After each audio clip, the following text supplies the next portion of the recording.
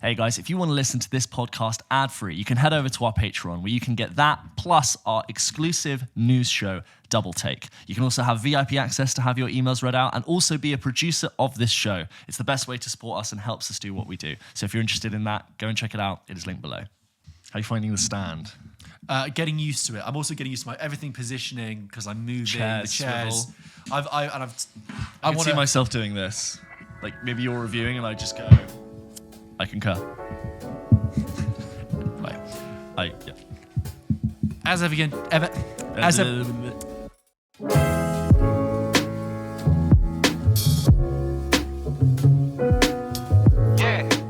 Hello and welcome to another episode of Pulp Kitchen and a proper Happy New Year this time because it's the first time we're recording in 2025. Yes. And for those of you watching the podcast, which I hope many of you do, and I think the statistics show that many of you do watch the video, you'll notice it looks completely different. We are no longer in my flat and I don't think we ever will be back. Because I've moved out. Yeah. As I said on Double Take, which you can check out this week, I've got a new flat, but it's not ready to live in. So like all great 30-year-olds who live in London, I've moved home with my parents, the pinnacle of success. The boomerang era. The boomerang era. And so we're recording in my childhood bedroom, which I've retrofitted for Pulp Kitchen Studios. Got a lovely little pink sign on the back behind George the there. Britney Spears collage is quite interesting, James. I wasn't quite expecting that. Take that early noughties, Gary Barlow. The Backstreet Boys sort of duvet print is also... I admire you for keeping it. Yeah. Next to my Boba Fett slippers. No, do you know for a really long time, these wardrobes, which aren't on camera, I had the Phantom Menace stickers on there from when the Phantom Menace came out. And I was so used to just having them on there that I don't think I took them off until like 2009, 2010. Like I had them for a really long time. It was only like, why have I got Jar Jar Binks stickers on my wardrobe? And then we got a new wardrobe. Is it hard to peel off? Yeah, stickers that have been there for like a decade. Part of the fabric of the... Totally, they're burnt in. But yeah, guys, this is the new setup. We hope you guys enjoy it. We will probably tweak it over the coming months. But as for now, for the time being, for a little bit, this is what Pulp Kitchen's going to look like. I think if you're listening as well, it should be uninterrupted. So should notice no difference. Yeah. I will say that I think your time frame for how long your flat will take is optimistic. I'm like, you know... We shouldn't keep referencing this film because we haven't reviewed it yet, but we'll be reviewing The Brutalist in a few weeks' time. And when James talks to us, I lean over and I feel like we're doing Adrian Brody going, materials, labor, another architect will come in. It's 4 jobs. Anyway. Also, my dog Georgie, not George, is around in the vicinity. I think she's under the table where she feels nice and safe. She will be popping up and saying hello. She's actually not her first appearance on the podcast. No. She has been in the other flat. She's also a little diva. She loves she's a bit like Maria Callas. She loves the limelight. In Double Take just now, she just popped right up to the microphone. And she was like, do you have any idea what it means to make art come from your very soul? Do you know? Do you know?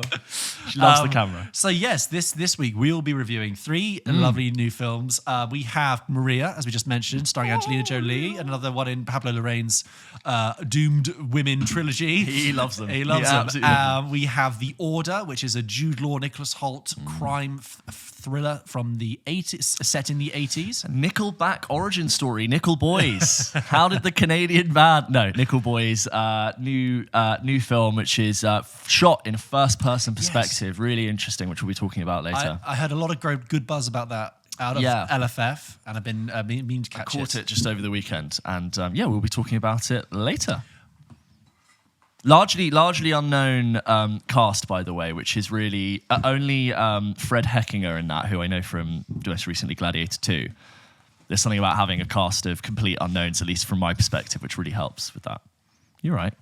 Yeah, I'm just looking for... What? Tissue. He's back. George is sick.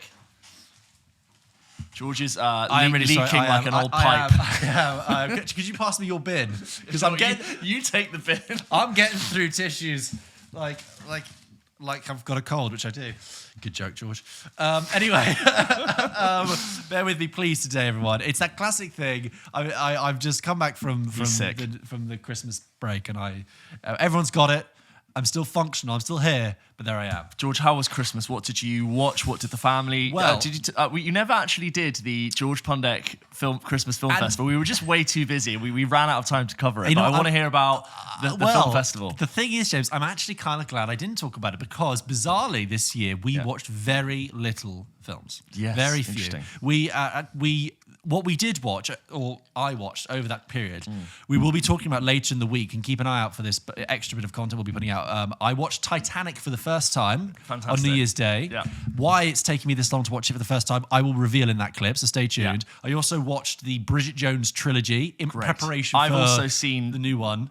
1 and 2 very recently, so I'm all caught up. Great. And I also watched How to Lose a Guy in 10 Days the first time. That fantastic. was probably the only major watch we did, actually. Yeah. That was on the 23rd. Fantastic. And then I watched Wallace and Gromit, of course. Same. Yeah. Which I've seen some mixed reviews. I'm like, it's delightful. It's so charming. 75 minutes. I don't know if George can see, but I have totally regressed, and I've put a 55-inch OLED at the end of my bed with the PS5 connected into it because I've got the rest of my life to be a grown-up George. Yeah. But actually, I'm going to enjoy being a teenager. But I just one night was like, I'm going to make some pasta, have it in bed, which I know is kind of gross, but I don't care, and just watch Wallace and Gromit. And I had the nicest evening ever. Yeah. It completely lifted me. You know what, George? It's so wonderfully small stakes and local. Yeah. And it's technically, I realised about Wallace and Gromit is that Wallace is doing what Elon Musk is trying to do. You know how he's got those like humanoid robots? Yeah. It's basically the story of Tesla, but in a charming Aardman setting. It was really fun. I love all the small details. Anton Deck on your doorstep. My favourite was... click 3 pictures of cheese, and it's like cheese, and the moon, and he just strokes his chin. Yeah, I there's so much, and like I was saying, there's a can of WG-40 in the background for Wallace and Gromit, good. and Gromit is always reading books with a dog pun. So he's reading A Room of One's Own by Virginia Woolf, yes, and Paradise Lost by John Stilton because of cheese. It's very good. I love that the Yorkshire-Lancashire border joke, which is keep out, no, you keep out. I love it. It was terrific and delightful, and really good. I loved the jam toast and the tea and the kettles and the pots. It's all just... I was thinking when I watched it, I thought, this is where I clearly get it from. I wonder if I was preconditioned to love tea from a young age because I saw them pouring that wonderful golden colour brew. It's stunning. And even though it's like technically rubber and plastic and plastic, it still looks great. It still looks like a tea I'd like to have. And are you a Gavin and Stacey fan? Yes, but I have not yet seen the Christmas special, but was it good? Oh, it was fantastic. Yeah. You know what? I actually felt a bit left out because I came to it very late, by the way, Gavin and Stacey. Yeah, well, I watched it when it was on TV in like 2009. Wow, yeah. It was great. Yeah. And then I haven't really touched it. Watched it 5 years ago when the Christmas one came back. Thought it was great. Yeah. But my whole family, I didn't realise without telling me, went and rewatched the whole series. So when they watched the final, they were really refreshed. And there were so many references and callbacks in them that I didn't get. They were loving it. There were tears in the room. Yeah. And I thought it was great. But I finished it thinking, that's a fantastic conclusion to the show. I now want to go back and rewatch. Because I've only seen it through once later than everyone else experienced it, and so many other people have talked about really enjoying rewatching it. And I'm like, I haven't seen it through again, but it is very easy to watch. I think it's a perfect thing for January because also it's short. It's not a massive undertaking. It's 6 episodes a series. Yes. And I think 2, 3. There's 3 series. 3 series. 2 Christmas specials and then 2 later Christmas specials that we've just had. Nice. So it's like 22 episodes in total. Done. Which is one normal like a season of season American of TV. And I will say, Sirens I think on our end. Oh, they're here. Yeah, a little bit bit of a siren. Sorry. I think we've had emails in the past saying like, oh, what's a great British show to watch, quintessential? And I would actually say Gavin and Stacey's probably perfect. Yeah. Because it has so many Britishisms in it. There's the English Welsh sort of contrast, which is great, and also it's really got a great heart. Gavin and Stacey, the people in it are very warm and easy and funny. Yeah, it's not nasty ever. No. It's really interesting characters, and it feels very fun for a lot of different people. It's a hard thing to do, I think. But that was my Christmas period. My very few films were watched for that reason. I actually haven't told you this. I realised a couple of things. First of all, when I went home, you know, my brother and his fiance and like my parents all saying to me like, "Oh, have you listened to this podcast? Watch this documentary? Seen this TV show?" Yeah. And I realised that because we're so keyed in with this in a great way, the content and culture that I consume is film, then a little bit of music, and that's basically it. And then I can catch a little bit of TV where I can. But people say to me, "Oh, you should listen to this, you should listen to that." I'm like, I'm sorry, I'm so plugged in with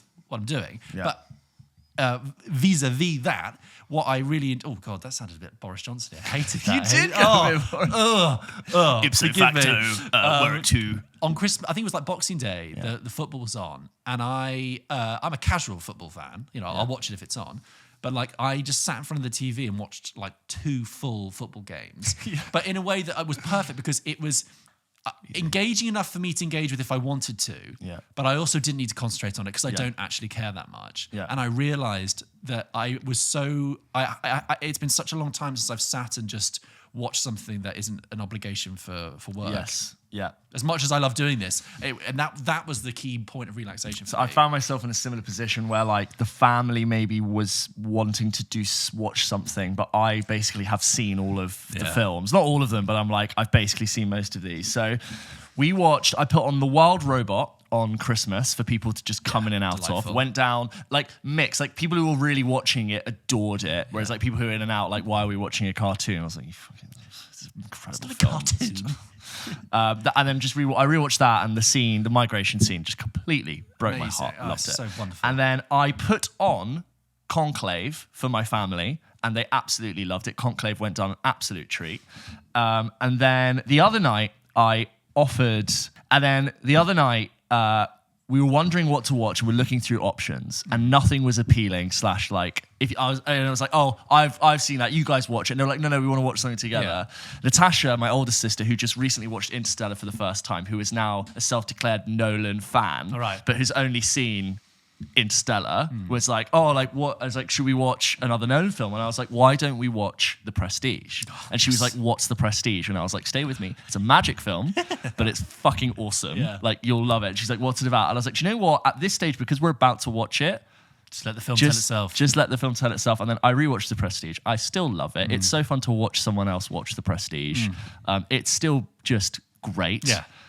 The clues are constantly there throughout the entire thing. And I was sort of doing a little bit of coaching. I'm like, so you notice now that now they said this, therefore this. And it's like, oh, and then watching the things click. Great fun. Still love that movie. Did they stick the landing as well as an audience member? Because like everyone I've ever watched it with has always liked it, but their sort of reaction to the ending kind of changes. Some people are like, oh, interesting. I would have thought this. Or, oh, does that mean that? How did they? So I was like, as terms. Revelations were occurring in that last pivotal 20 minutes, there are certain things which are made very obvious. It's like a slow revelation. Other things which just are revealed in that moment in time. And I was like doing a talky thing where when people would make looks, I would go, so as you can see, based on that person is now there, but they weren't before. And you're like a tour guide. Just like a little bit, just coaching, just nursing through. You're literally like a tour guide on the bus, and you come on the town and go, so what you see here, Mr. Nolan has brought in. Do you remember the first shot of the film? Yeah. And how that's also the hats. Out. And you see the implication, and they did some little bit of Q&A afterwards. But my sister was always, even with Interstellar, and I was like, did you get the fifth dimensional tesseract? But she was like, yeah, totally got it. She watches quite intently. So she really enjoyed that. It sounds like you watched more films than I did. I don't know. But that's a good films to choose. Yeah, I showed the trailer for Maria to my family. Oh, specifically Natasha, who has a very specific taste in films. She was like, no, absolutely not. Don't like that at all. She's not a fan. She's not a fan of Pablo Larraín. But that was speaking of, you mentioned Conclave and Maria there. We did Double Take this week. Another year, another Double Take. Yes. We talked about the Golden Globe winners. We ran through that, some of which included Conclave and Maria. And Nolan's new film confirmed as The Odyssey. Just a small story. We talked about not Helicopter Express, Chopper Boys 2. He's doing Revenge of the Spinners. Homer's Odyssey. Yeah. That's it. He's going for it. And we also talked about Greg Fraser not returning to Dune Part 3 as the cinematographer. The Batman Part 2 delayed. Something had to go from 2026. Talked about the Superman trailer as well. Yes, which we caught up from the end of the year. Just caught it. So as always, guys, please, if you wanted to support us or get a little bit more Pulp Kitchen, your support over there would mean the world to us. It's a really great, fun little news show. We do it every week. We do it every week for you guys. Yeah. For the love of film. Anyway, should we talk about some movies? Let's do it. George is very sick. He did say at the beginning, but he is leaking profusely out of his face. So be nice. I feel It terribly happens to the bunged best up of like us. this, and then it all comes out. If I'm bunged up, I sound like Rory Stewart. And Yeah, then you do it all a bit, comes out. Let's do It's extraordinary. The Order first, which is a new film from Justin Kurzel, who is a director I quite like. I'm a really big fan of his film Macbeth that he did. I've with not Michael caught it, but it looked Fassbender. cool. Really It impressive. looked like a cool Shakespeare. It was really Yeah. cool and edgy, and Yeah. and he Got he the made palette his paint. sort of name making a film called Snowtown, and he's become known for these very sort of cold, atmospheric kind of crime thrillers. He made True History of the Kelly Gang as well, and he also made the Assassin's Creed movie as well with Michael Fassbender. I feel like they did Macbeth together. Yeah. And the people at Ubisoft, whoever it was like, do that thing again for Assassin's Creed, and it just wasn't really Assassin's Creed. Far too much of it was set in the real world and not in the memories, which like actual Assassin's Creed isn't. It was just like boring and not that interesting. So he returns with The Order, which we talked about on Double Take a few months ago, because when the Venice Film Festival came out, The Order was one of those films that had like a big standing ovation. And I was like, oh, look forward to seeing that. I like Jude Law, like Nicholas Hoult. And we just, before we get into the film, you and I were quite surprised to discover that it had been released already to, I would say, no publicity in And the it's UK. our jobs to like keep an eye on Yes. these things. And I was like, I remember seeing it sort of around. So I was like, oh, when's that out? Yes. And seeing, oh wait, it came out in December. So we've finally been able to, I'm finally able to catch up with it. And Also, before you do, Nicholas Hoult, he's on a thing. Yeah. He's on a thing. Nosferatu, The Order, Juror number 2, which I really still want to see, or Juror 2. He's having a good little run. And then now Superman coming in. And so, yeah, Lex so Luthor, he's his having time his is moment. coming. Yeah, which he's is always great. been like a constant. Maybe when he was doing X-Men, he was big, but he was always in blue for the X-Men stuff. In blue. Yeah, Oh, you I know what I see. mean? Like he wasn't It feels really like a like the phrase. big thing. Oh, that was his blue He was in period. He was blue. always in blue. Whereas now I'm like, yeah, Nicholas, you're pushing it. Did you change agent? What happened anyway? So The Order, which is set in early 1980s America, specifically the northwest of America, and it is a true account of a splinter group of white supremacists and white nationalists who formed a increasingly militant and domestic terrorism group, and they are being pursued by Terry Husk, great name, an FBI agent played by Jude Law, who is sort of clearly had some sort of bad encounters in New York and had a lot of experience targeting organized crime and the KKK, and has now been deployed in his post in Idaho, which is kind of sleepy and not what he's used to. It's a little bit of a demotion. He's got family back in New York, but who haven't traveled with him. He's isolated, he's alone. And quickly what picks up his interest is a series of bank robberies and minor explosive events at like pawn shops and porn cinemas. And he's trying to find a connection between all of them. And he quickly buddies up with a deputy sheriff played by Ty Sheridan, who says, I know this area. I have a feeling it's linked to this break-off group of this Aryan nation. Terry Husk, Jude Law's character, is not convinced at first, but then he gets his little whiff. He thinks, I've got the scent of the hunt. And people keep saying to him, go back to Idaho, stop poking around here. This isn't for you. The white supremacists are led by a wonderfully well-played Nicholas Hoult, who plays a character called Bob Matthews, real-life character, who is radicalized and believes thoroughly in a race war, in deploying domestic terrorism to achieve something they call like a civilized land, a promised land for the white European. It's all very, very threatening and scary. And there's this book that it centers around called the Turner Diaries, which is sort of this 6-step program to reclaiming white America. And it's a real life book. It's a real life thing that keeps turning up, and it's like a children's story, a fictionalized story to legitimize that. It is a cold, crispy, juicy sort of looking thriller. And you know what? It is, I would say, very solid, very watchable, very, very well shot. It makes Idaho and Washington State and Northern California look so cinematic and so scenic. You've got these really big mountains, these cold mountains, and there's lots of scenes of Jude Law like going out to hunt, and he's sort of positioned in the middle of this valley. It's absolutely epic, but also quite threatening and imposing. Yeah. And I think the biggest success of the film is that the threat of white supremacy, the threat of white nationalism, the aggression of it is really scary, and it really is quite unsettling. There's a scene where Jude Law and Ty Sheridan have to visit the leader of this church who runs this completely racist, fascist community just in like a deep part of like the Idaho Valley, and they turn up and there are swastikas everywhere, and there are children on playgrounds giving the Heil Hitler salute, and it's the fact that community even exists and is allowed to exist in that sort of framework is quite threatening. And the whole way that they view the FBI and federal government.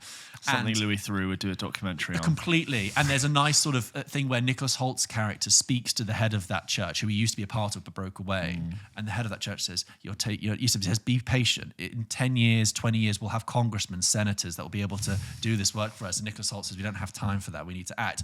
And I think the film does a really good job of framing what motivates these white nationalists without ever sympathizing with it. The film begins with there's a Jewish radio host played by Mark Maron who's engaging with these white nationalists over the radio who are calling him really anti-Semitic things, and he's challenging them on it, and he quite neatly frames what's wrong with them. He says, you blame the world for your problems and you bring down other people, and that. So from the very beginning of the film, it's clear that he's not ever condoning this, but you are really on the ground with their motivation. So. Yeah, you have got great scenes of Jude Law running around with a moustache in a great 70s, tearing around town in an old dusty 70s, 80s banger. There are bank heists, there are, clicking shotguns, all that kind of thing. And it, like I said, it's very solid, very watchable. The only thing I find it's a slight shame with it, and maybe now I'm starting to realize why it's kind of been lost a little bit in release-wise, is because it's a bit choppy. The more I watched it, I was like, I feel like we're chopping around a lot here, and it's maybe been a little bit cut to pieces, and it's a little bit lacking focus. We're jumping around a lot between a lot of different stories. It kind of begins as Jude Law's film, and you have him balanced with Nicholas Holt. You get a little bit of Ty Sheridan. Then you get Journey Smollett's in it as well as another FBI agent, and we're kind of getting not enough depth with any of them to really give it great substance. There's a whole sort of subplot with Alison Oliver and this other woman who, they're the two wives of Bob Matthews, Nicholas Holt's character, but that's not really explored enough. And when it is, I'm trying to think, what do you really bring us to here? But so that's the shame. It kind of builds to a point where, is it a little bit less than the sum of its parts? Right. But looks great. Yeah. Very well shot. Very, very convincing, very solid and watchable, and scary. Yeah. And so it's not worth your time. I do wonder if in different hands, maybe that story would have been handled differently. Could it have been a series, or could it just been tighter?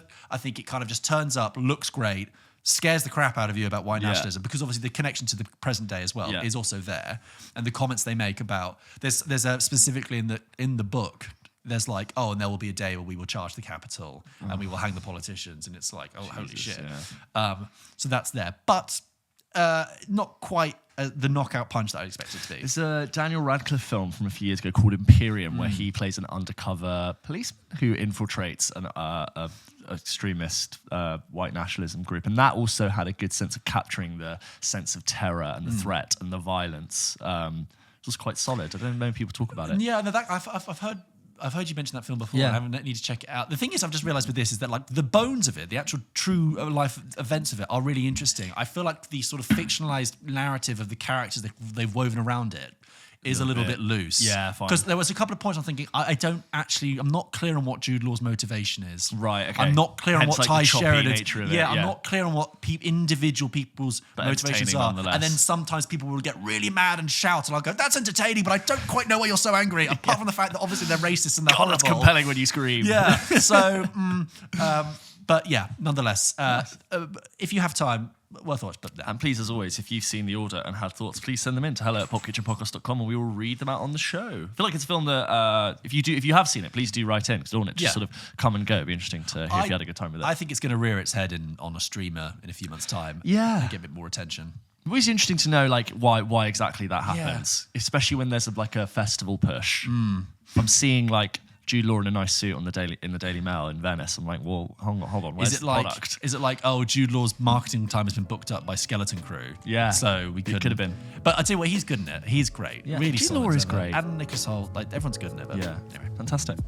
So George, a film I caught over the weekend in cinema was Nickel Boys, directed by Ramel Ross, which is an adaptation of Colson Whitehead's Pulitzer Prize-winning novel of the same name.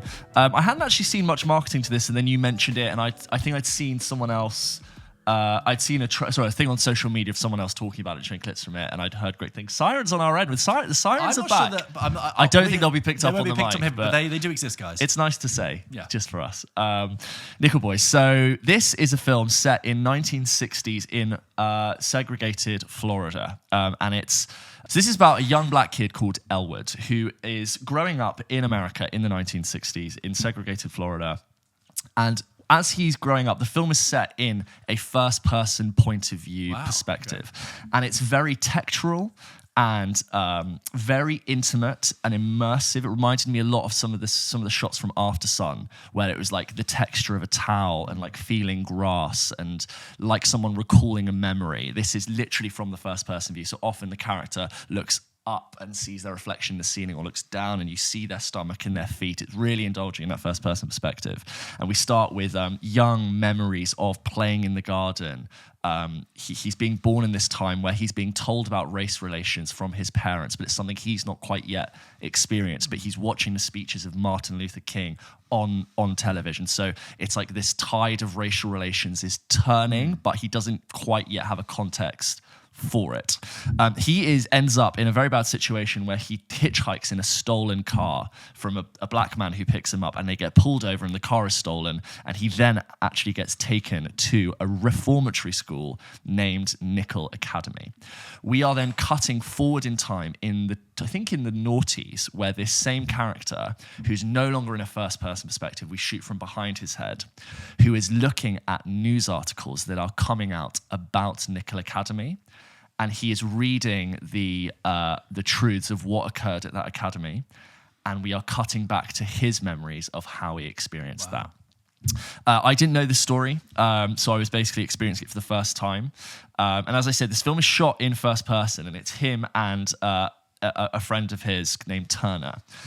And the film is shot in first person in a way that I've not really seen before outside of like Peep Show, which obviously is very different in tone. But you know, if you and I were to film a conversation, you would do first person coverage of that. What that does, which is really interesting, is that it totally puts you in the perspective of someone seeing the world from a black boy's perspective in a way that you might not get the set, especially because you really feel like it's someone recalling memories because they've seen something that is now making them think through that.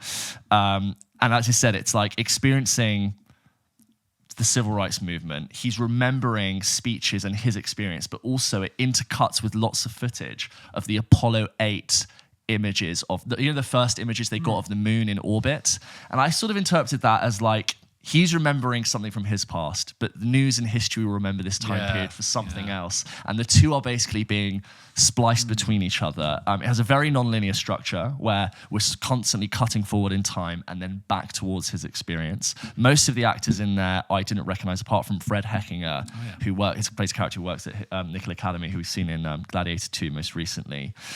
It looks absolutely beautiful, and the first-person cinematography is accompanied with this full-frame photography sensor, and it's got a 1.33 to 1 aspect ratio, which if you don't know, it's kind of like almost square, but a little bit wider. And what that does is that it really indulges in this like spherical prime aesthetic where when you're filming these conversations which are first person, it's like any moment I could freeze frame that and it would be a gorgeous portrait of a person in a moment in time. It's gorgeous to look at. And there are loads of just very textural moments when he's lying in the grass and watching some older kids kiss under a jungle gym, and he's seeing light dappled through leaves, and you can tell it's like memory, smells, textures, people's clothing, fabric, waking up in a hospital bed and the lights.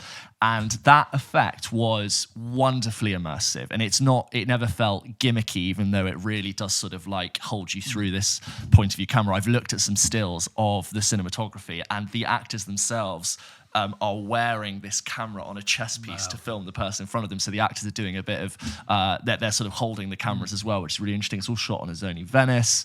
And so it has this very painterly, photographic, almost like magazine editorial style to it. It was very haunting, but very intimate, but also very hopeful. It's someone recalling a memory that's very dark and very sad, but also in a light that's not bound by the sadness of the past. I thought it was very, very interesting. It is very long, but also I left that experience and it was like I had jumped into someone's mind. I was really sort of privy to their memories and their experience. And the point of view is so clear for me as a white man in 2024, 2025, being transported back to a moment in time I otherwise couldn't have experienced. And the film is really brave in pushing that perspective, and I think it's very, very good. I love that I didn't know almost all of the actors because that made it all the more real for me. And so it's almost always point of view, and we start with Elwood, but then we're also transitioning to Turner's point of view, and sometimes we play scenes twice, but from the other perspective. So it's really delicately acted. It's very played down. It never sensationalizes what occurred, and we only really see. Yes, we can see the articles being scanned through on a computer, but we only ever are seen his perspective of those same things. So we don't see everything that happened, but we just see his experience. It's beautiful. Anyone who adores cinematography should check it out for something that looks and feels really different. Very good. Really, really enjoyed it, and people should check it out. I wouldn't be surprised if it gets some good awards attention. It's funny because you mentioned like it's so immersive, but sometimes when films try such a concept approach, it can bring you out of it. Like I found that with 1917, I was so aware with like we're going to try and do an extended cut that like, but sometimes if it works, you can. Weirdly, it like filled my field of vision, and I saw it in a nice small Curzon screen, which I think I was in this black box for just over 2 hours, and I came out. It was like I really felt like I'd had a whole load of memories washed over me. And that the film is non-linear and slightly.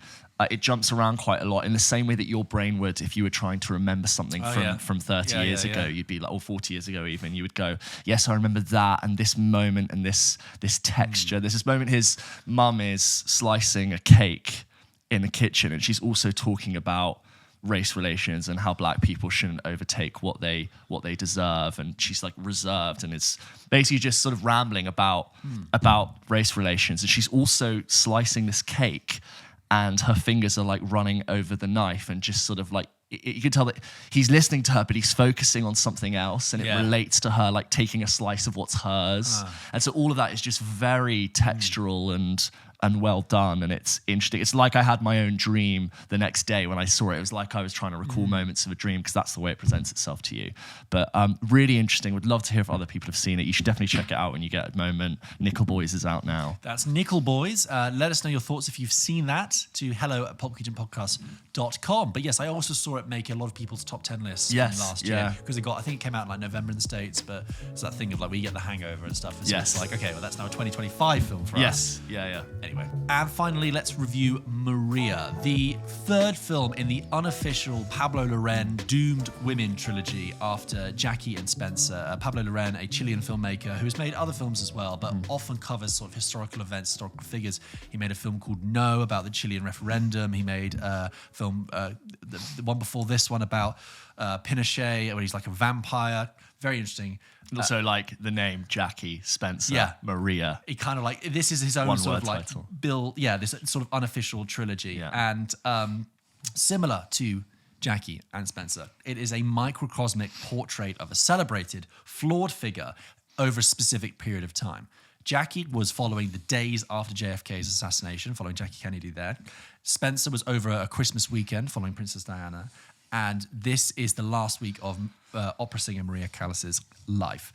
And I will just say, it's interesting, there's a nice little bit of DNA overhang with Jackie, because the actor who plays JFK in Jackie turns up as JFK again in this film. He's got his own multiverse. I love it. I know. Multiverse, I was waiting for the Jackie Kennedy cameo, but then I realized this is Pablo Larraín, not the Avengers. Anyway, because Jackie Kennedy is actually mentioned quite a lot in this story, as I'll explain. So this is the story of Maria Callas, the famous opera singer, who I wasn't too familiar with. I knew a little bit about James. Are you any? No, barely, but like familiar. Who was just one of the biggest opera singers of her time, incredibly glamorous, and who died very young at the age of like 53.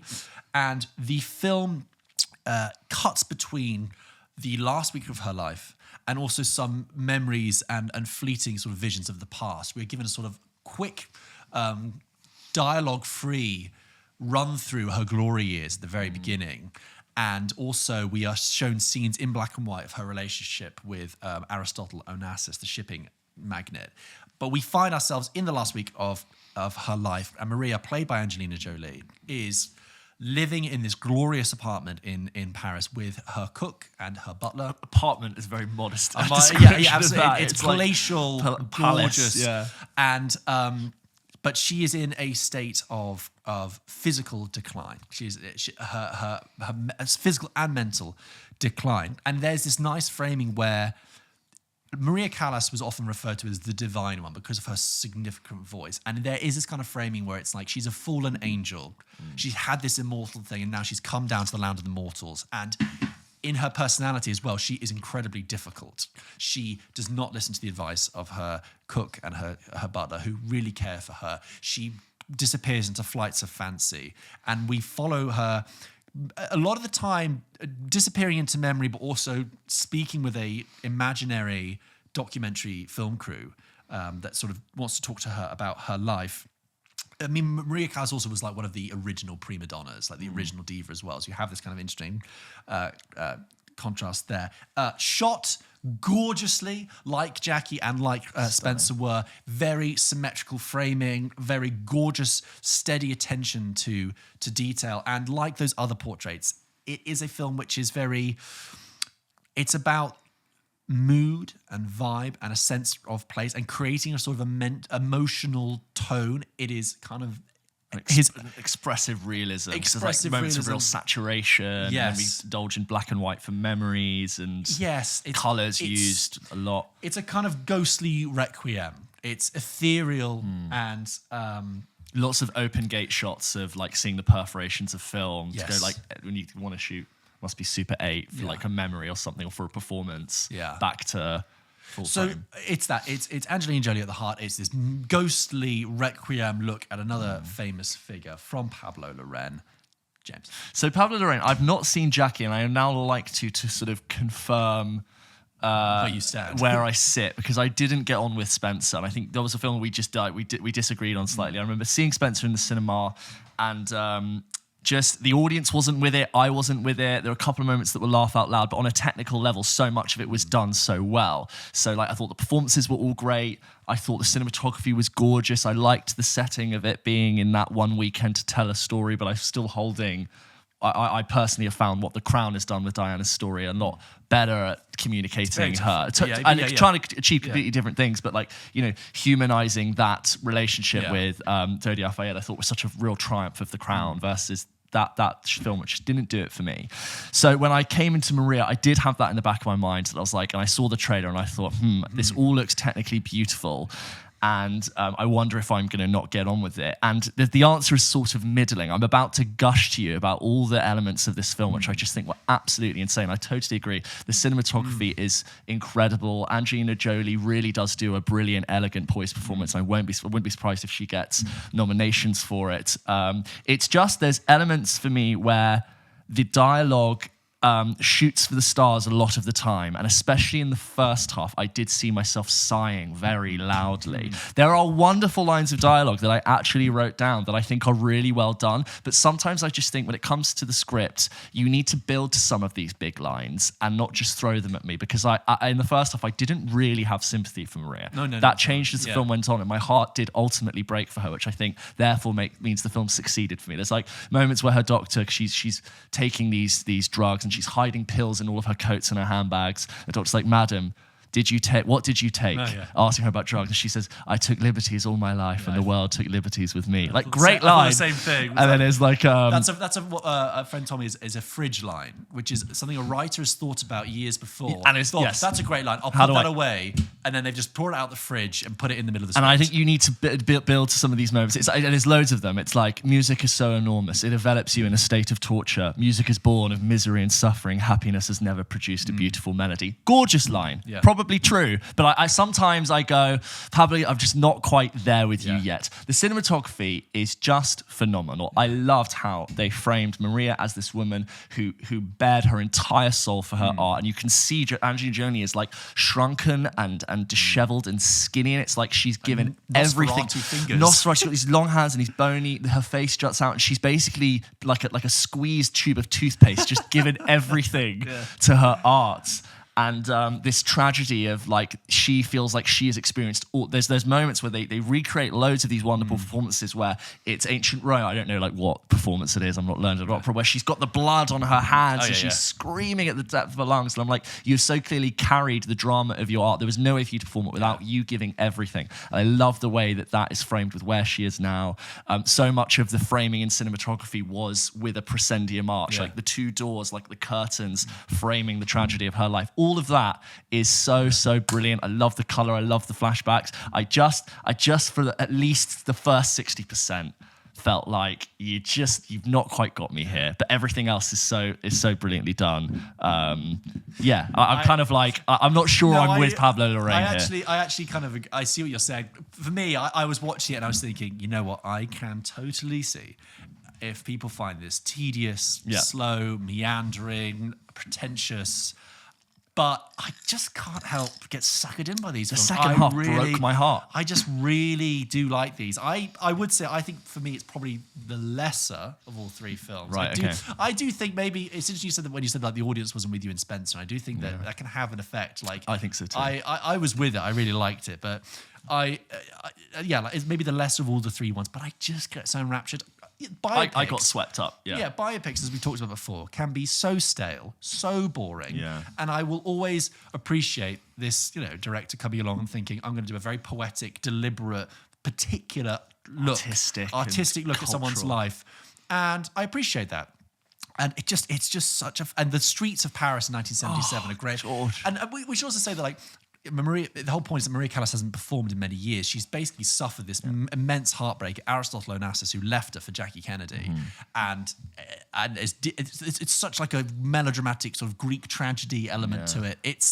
I'm a sucker for it. I know it's flawed, and I know it can rub people up the wrong way. I'm kind of the same as you, but like these three films, actually, I really like holding them together. In time.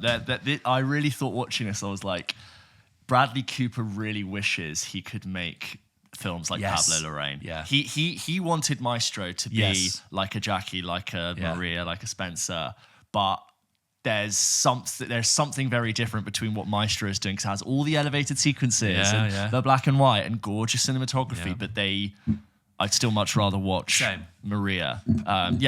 It's almost like I totally acknowledge what he's achieved is stunning and beautiful, but I don't know if I'm always on board for it, if I'm going to be in the mood for it every single time. I love that it's there and I love it exists. I would happily have these three films in a little cute Criterion box that I'd like dust off and go and put on. Great January release, by the way, I think. Yeah. It's very like you can cuddle at home and watch it and adore the cinematography and the music. In terms of Angelina Jolie, and it's just very pleasant to listen to opera for 2 hours. Yes. I know nothing about it, but I was like, this is pleasing to the ear. Even when there's moments where she's trying to get her voice back and she's like not good. I'm like, are you kidding?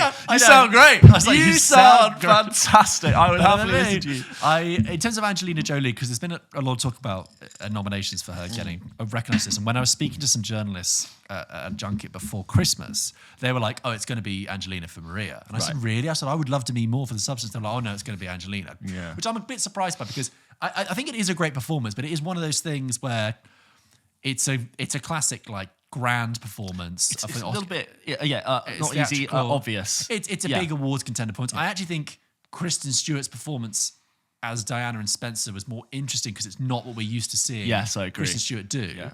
This is a very good performance from Angelina Jolie, absolutely, but I would still rather give it something a bit different, like Demi Moore.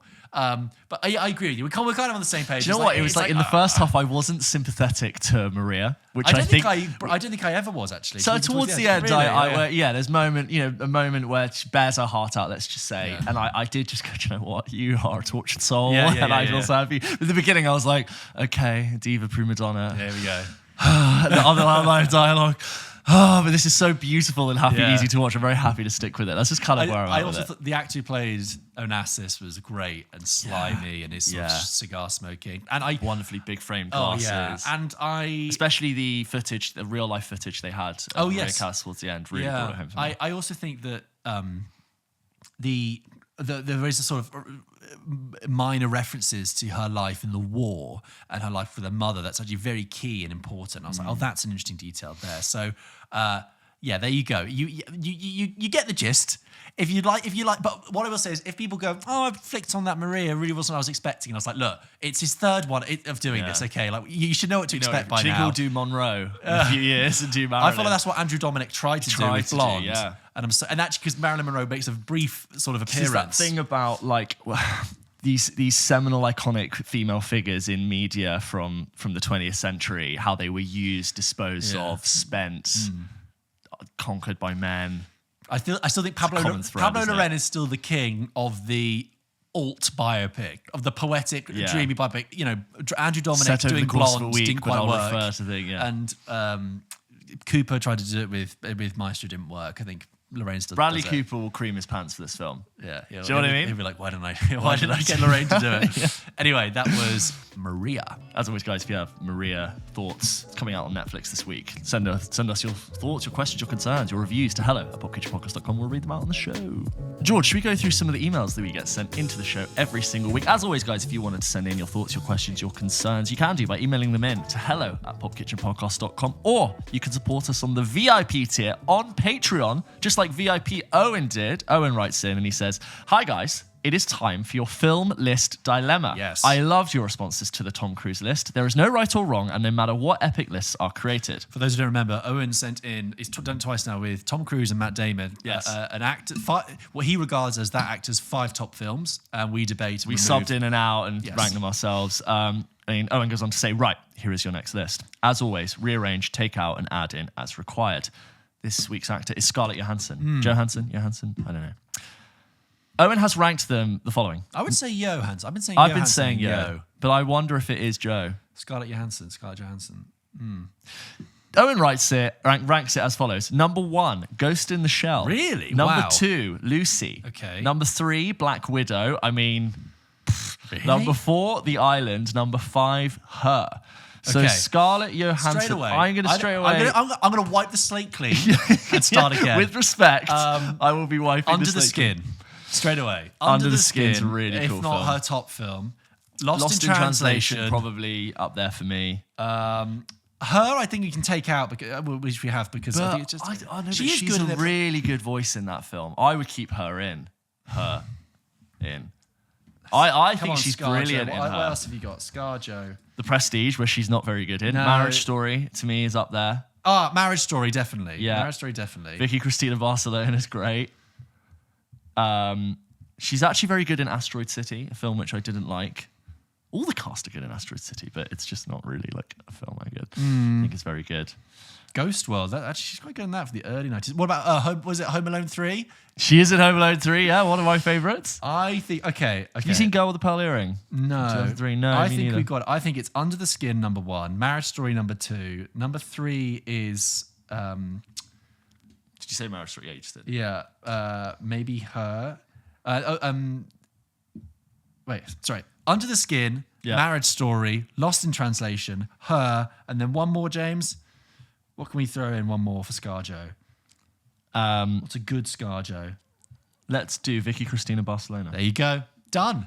I think quite conclusively. Very different to yours, Owen. That's tough. I don't know many people who not only would put Ghost in the Shell as their number 1 performance, who have seen that 2014 version of Ghost in the Shell. Yeah. So 2014, that's 10 years old. I think so. Not 2017? You know what? I think it's 2017. It is 2017. Oh, God, I need to see the original, and I need to see 598 too. Yeah. That is cool. This next email is from... Leo, there's a bunch of Nosferatu correspondence. Because obviously Nosferatu is now out in the UK. We reviewed it a few weeks ago.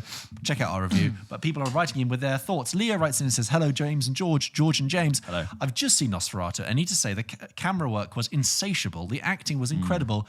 But Count Orlok was not evil. Okay. The question of the film is whether evil comes from within or whether it's external. And even though most of the characters see it as evil is the external, there's an argument to be made that Lily Rose Depp's character beckoned to him, and even in her dreams, so she was happy to meet him. Whether you agree or disagree, as an aspiring screenwriter myself, the dialogue was bizarre and incredibly meticulous, and the thematic storytelling is something I aspire to create. Sirens on my end, Leo from Leicester. Yeah, I mean, interesting. He does kill people.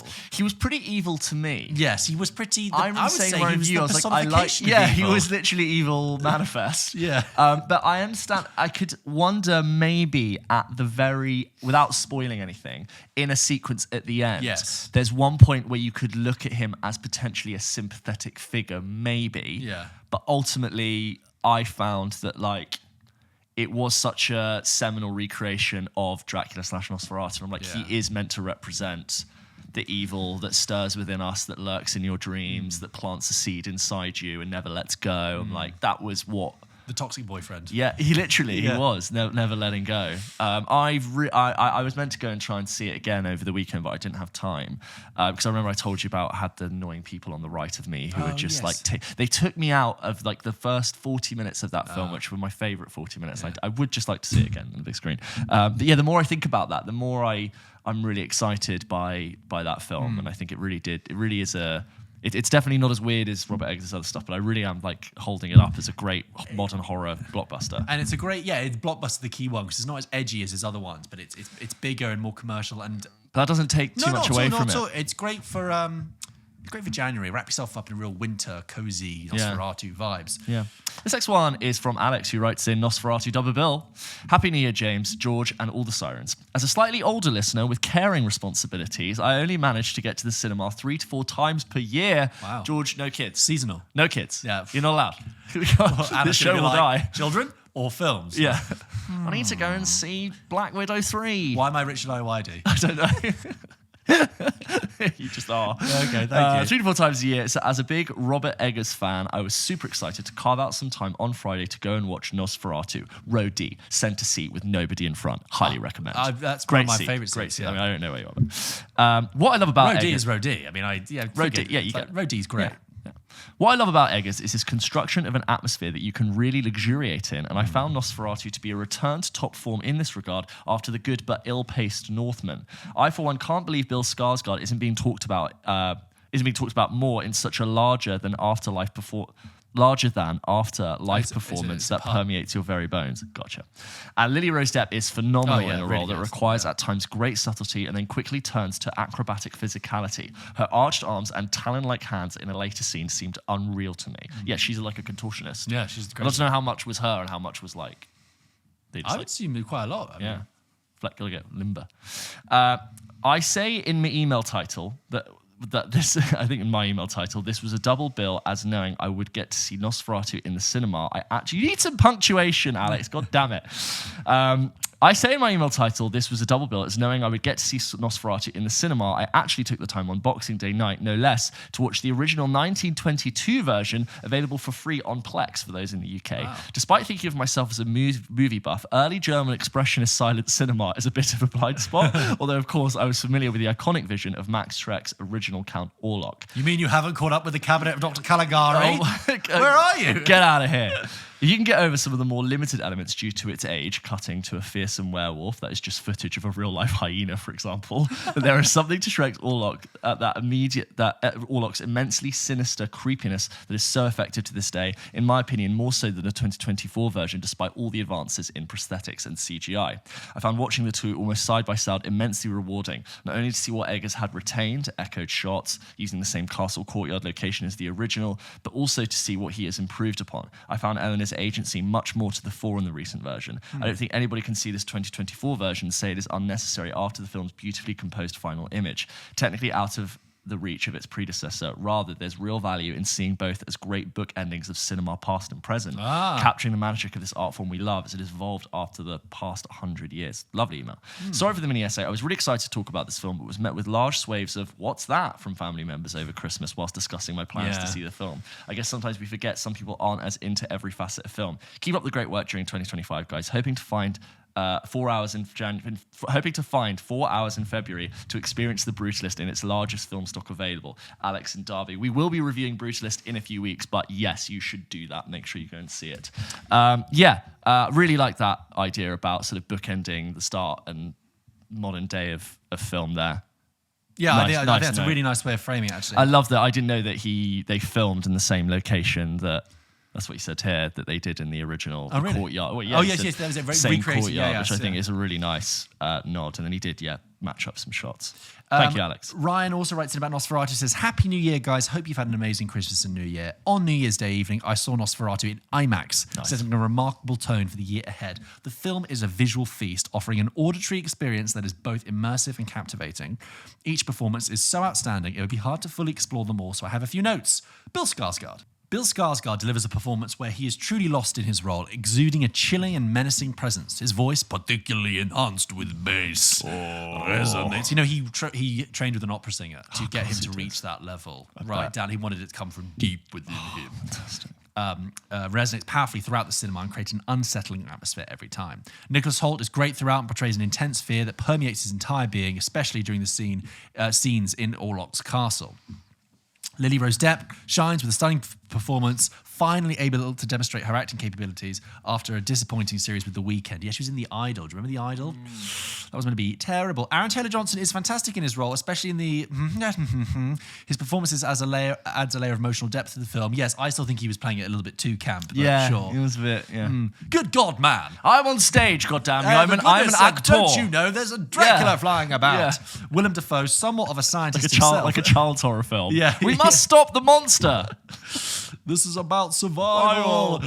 As expected, he is brilliant in his portrayal of the mad scientist. His character suits the eccentric and unhinged vibe perfectly. However, my stand-up performance is for Simon McBurney. Yes, who plays the head of the estate agency. Despite being unfamiliar with his previous work, Simon McBurney is just one of those actors in a lot of things. Around, yeah. Fantastic. Also, during this holiday season, I saw a 10th anniversary screening of Nolan's Interstellar in IMAX, one of my favourites of all time, and I missed it on its original theatrical release.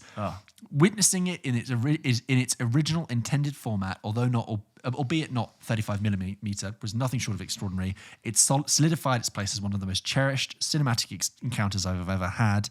I love that the anniversary I've seen so many people watching it in like film prints and IMAX. It's great to have that. All the best for 2025. Judging on the release schedule for this year, you're both going to be very busy, and I'll be here for it. Do not go gentle into that good night. Godspeed, Ryan. Rocket emoji. Nice. Ryan Rocket. This next one is from... That wasn't Ryan Rocket. No, this is Ryan Rocket. This next one is from Joshua, who writes in and says, My undertaking of film. Dear gents, Josh from South Africa writing in this email on New Year's Day to say thank you and show appreciation for all your hard work and dedication this year. Your episodes have been a blessing and a joy to watch and have brought me so much happiness. Thank you so much. I'm also writing to thank you for inspiring and introducing me to so many different incredible films. I've been watching you guys from the early days, and your episodes have been adding movies to my watch list on Letterboxd. Also, thank you, George, for introducing me to that incredible app. You're welcome. Letterboxd, get in touch. At the beginning of this year, I made a goal of watching 150 films throughout the year. A lot of these films were based on your recommendations of films that you have spoken about. The goal was achieved, as you can see by the image I've attached below. I can genuinely say that I have never achieved this goal if it wasn't for you guys being an inspiration, enhancing my love of film, and keeping me going and watching new films instead of just rewatching the same films over and over again. Based on the 150 films I've watched this year, I thought I would leave you with what were my top 10 in no particular order. Hit me. Dune Part 2. Great. Phantom Thread. Great. Fantastic. Challengers. Great. Kill Bill. Great. Society of the Snow. Oh, great. The Grand Budapest Hotel. Yeah, great. All of Us Strangers. Fantastic. Paddington 2. Great. The Princess Bride. Oh, never seen The it. Shape of Water. With an honourable mention to Sing Sing. Yes. Great list there. Sorry, I thought you said The Princess Diaries. I have seen The Princess Bride. I was underwhelmed by The Princess Bride, actually. I've only seen it once at school. It was in the summer when they rolled the TV in. They would always bring that out, or The Never-Ending Story, or something like that. Child safe. Like the films that were like the children's School of Rock films of the teachers almost. Yes, the teachers were like, oh yeah, we love The Never-Ending Story. And we were like, what the poor horse. Thank you, Josh. I'm planning on trying to watch another 150 films in 2025, so I'll be eagerly waiting every Wednesday for more recommendations from you guys. So thank you, gents, for helping me achieve my goal and embrace film. I'm immensely proud to be a siren and can't wait to see you guys continue to grow and become the best and #1 podcast in the world. With great admiration, Josh. P.S. to all the sirens, you should really turn the video on for the episode so that you can see the really cool clothes James and George wear every week. Video, new backdrop. Flick on the video, guys. The knits that we have. The knits. The knitwears that we... It's knitwear for another couple of months, guys. Yes. You know, it's very dark and it's very cold and very wet. We had snow the other day. And then it's all Cuban collars and Cuban shirts for the us. linens, then they come in. I love it. Thank you, Josh. This next email is about We Live in Time, another film that is out at the moment that we reviewed before Christmas. Josh writes in and says, "Hi, James and George." George and James. Josh from London here. Long-time listener, first-time emailer. I'm writing in following your review of We Live in Time. On average, I agree with your reviews, so I felt no need to write in. But I couldn't stop thinking about your comments regarding this film. I feel like we're going to be disagreed with here, James. Yeah. I went to a packed, rainy Saturday showing and I found the film to be emotionally moving, realistic, and a fantastic representation of British culture and our approach to love and struggle. Your comment that it lacked enough dramatic fuel and attention is something I just couldn't make sense of. The film involved the struggles of a couple, including divorce, losing a parent, a terminal diagnosis, fertility issues, career goals, personal goals, grief and loss. I'm not sure what drama you could have added without the film feeling unrealistic.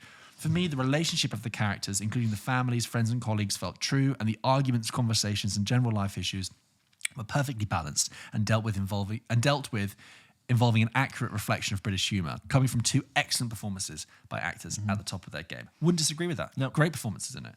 The film also took a different approach to the normal social background, with Alma appearing to be more of the successful breadwinner of the family, considering whether she wanted to have children in her 30s and being cared for by her husband. Hey, we don't know what the Weetabix money is like. We don't know, actually. We weren't shown that. For me and my wife, it left us with considerable amount to discuss after the showing. What we would do in the situation, what each of us would want to try, and how we would tell your child. Was she right to not focus all of her energy on the treatment and her career, etc.? The uncertainty of the ending. Was there an uncertainty of the ending? I thought the ending was pretty certain. Yeah. Pretty conclusive. Yeah. Is also an area of debate. As someone who also hates when a film series allows its characters to live well beyond their financial means, I had no issue with the flat of the house used in the film. I mean, that was a kind of a flippant comment when I was saying I think they are outside their means in terms of that. But it's a minor thing that I mentioned in my review. It's just a distraction. I found it very comforting that in Paddington in Peru, Mr. Brown worked for like some crazy finance company in the Shard. To make sense of what he could afford. Somebody's got to pay for this £18 million townhouse with a live-in housekeeper. You have the highest office in London. Yeah. That makes sense. I like the context there. Anyway, because you go on, Josh, and say when it comes to your issue with the film not tackling money problems or class backgrounds, that was more of like a flippant point. It was really a minor thing. But I think everything you said there is quite fair. Like, I can't like take that away from you. It's more. I wonder if I had higher expectations or I wanted more dramatic bones. I still think fairly warmly about the film in that I think it has great performances, really funny moments, some real tender moments, great sequence in the middle, New Year's Eve, that's really handled very well. I think you and I were both, and also we both watched it. You watched it with Talia, didn't you? Yeah. Yeah, and I watched it with Anna, and we both came away feeling a little bit emotionally.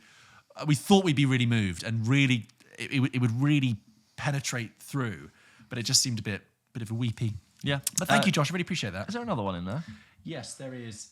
Sam. Sing. That's the last one. This last one is from Sam, who writes in and says, a friend of the show. Sam. Friend of the show. Everyone's a friend of the show. Happy New Year, gentlemen. Firstly, thank you so much for all the content you produced over the festive period. You were right. People do listen to podcasts over this period, and yours certainly was one I found myself reaching to when I just needed more time away from all the various activities this Christmas brings, especially the odd period between Christmas and New Year, which I heard someone refer to it as the gooch. Guys, if you didn't know, we did our Pulp Kitchen Award. If you don't know, the gooch is... So right between, we did 2 episodes over the festive break. One, which was the 2024 Pulp Kitchen Awards. Yes. We gave our best, we gave awards for our best films, best performances, best whats, best nots. And then we also looked ahead at this year and went through all of the releases that are of interest. So if you haven't checked those out, please go and check those out on the feed. Sam goes on to say. Anyway, on to a few favourites I've watched over this time. I know. It's very accurate, but I don't want to have to keep dwelling on it. I know. On to a few favourites I watched over this time, starting with one you both loved. This is, of course, Sing Sing. I then managed to watch Super/Man, the Christopher Reeve story, and finally, My Old Ass. I really want to check out My Old Ass. Yeah. In the mirror. And the gooch. As I finished the latter, I realised all these films left me feeling the same thing, warm, happy, and felt very ready to tackle the year ahead. Nice. They each gave me a wonderful message of hope, how to find happiness in the simplest places. I won't give away any spoilers for Sing Sing and My Old Ass, but the beauty in these films is letting the story wash over you as it's being laid out in front of you. But if someone needs something to give them a positive start to the year, then these are the two I would recommend. As for Superman, just an incredible story about how he tried to change the world and did, but not brushing over his faults either, giving me an image of a man I knew very little about. Can either of you recommend any other films that can leave you feeling empowered / happy / joyful? Really looking forward to all your work in 2025 and any other events you will be hosting. Speak soon. Thanks, Sam. Well, like Sing Sing comes to mind for me for like empowered, happy, joyful. But the Christopher Reeve film absolutely on my list. Oh yeah, really trying to catch up with that soon. I've heard great things about it. I mean, saying can you recommend any films like that? That's like the goal for all films. Like Shawshank is a perfect example. Yeah. Like that's the top. That's what all films ultimately want to achieve. Yeah. Thank you very much for your emails, guys. We have loads of emails, by the way. So if you sent an email, there's just quite a lot, but we'll do our best to get to them. Again, at the beginning of, I suppose, a little house rules, not house rules, but at the beginning of the year, just a reminder that like we get a lot of emails now. Yeah. So many more than we used to, which we love. And we do our best to get through them. But we can't ever read them out. We can't all read them all out. As we've said, if you're a VIP, you get priority access to get your let's go and check that out. To get your email to be read out. And we'll do the best to read out as much as we can. But just because of time and resource and the amount of emails we get. A good hack to get your email read out is to write about the films that are out at the moment. That's usually what we like to pepper the show with. And then if you beat us to the review, we'll probably read it out as we review the film. So that's a really good hack to get your email. And then you can slip in another question halfway through, and that's a little cheat for you. So I feel like you've lowered the drawbridge to let everyone go like, no, James, that's how you must not read from the book. That was a Mummy reference. Anyway, that's all for the emails today. Let's finish as ever with a game. So, James, as ever, Pulp Kitchen ends with a game. With a thought exercise. Actually. No game this week, but rather a listicle to just quickly run through and talk about. I love them. I find them as fun as a game. Excellent. We talked about we did the best movies of last year in the Pulp Kitchen Awards 2 weeks ago. What we didn't talk about is the biggest flops, biggest box office flops of 2024. And there's an article on Slash Film that I find quite interesting that we should run through and look at some of the biggest flops of the year. Fantastic. Love it. So, because there are films on here basically that we haven't talked about last year. Yeah. Obviously, we all know that like Joker. Argyle and Joker Folie à Deux were huge flops, but there are films that are like really small that also fall on their face. Yeah. Okay. So, for example, James, did you know that one of the biggest flops from last year was ISS? Do you know what ISS is? International Space Station. Yes. Do you remember this film? No. Exactly. This was a film. This film came out last year with Ariana DeBose, and it's about, I believe, there's like Russia-US war breaks out on Earth. But then the International Space Station, the Russian and the American astronauts. That's a cool idea. Yeah. It does sound like a cool idea. And it's fallen off the face of the earth. Was it bad? Do we know if it was bad? I don't know if... Well, I don't think it was amazing, but I think it kind of fell off. Ghostbusters Frozen Empire was another big which flop. we saw, went to the premiere of. Yes, can't even call it that. The Monster Nobody Munch. was there, though. Nobody was it just a big screening? It must have just been a big screening with the director. Yeah, and that's where we had the massive. Was it the Cineworld in Leicester? And every seat, it felt like had two massive bags of Jumbo Monster Munch. Crazy. And the sound... Toxic levels. You could smell the pickled onion perfume in the air. And then for the first 20 minutes of the film, 30 minutes even, just... I had 3 bags. It smelt like 1,000 back of children's buses. Yeah. I think my New Year's resolution, by the way, is to consume fewer rubbish snacks in the screenings. Yes. Because I go You mental. really do, I actually. do, yeah. I've seen you. It's terrible. It's like your eyes roll back. Yeah, like a shark. I lose all control. And you go, yes. I'm like, well, if it's a film. Canapes are different, though, because they're usually fresh. Oh, no, canapé. Oh, Yeah, canapé. Winding that back. Please. Here's one that a film you thought was okay, but I think you'd be surprised to know was a big flop, was Drive Away Dolls. Yeah. The not the Coen Brothers came and went. sort of spin-off, with Margaret Qualley, which came when you weren't very fussed about that. No, it's completely forgotten everything about it. Obviously, Madam Web, huge flop. Didn't see it, but we made more money than Joker Folie à Deux. I think, understandably, a film that you and I go, what? The Book of Clarence. Oh my God. We saw that in a dark room with almost no one else, and I Yes. felt like it stayed in that dark room. I never heard anything else from it. So we never got an email about it. That film was made for $40 million. And it's just one of those films I'm like, that film was made. They shot on location in like Malta or somewhere. Yeah, and like the sets and the whole production of it was actually probably quite impressive. And it's like I think it's actually one of the biggest flops of the year because in terms of how little it took to how much it cost to make. It did really badly here. It only, against a $40 million budget, it only made $2.5 million in the US and made $35,000 overseas. Yeah, really not great. It's a faith-based movie which never does really well. Apparently, I never got really into it.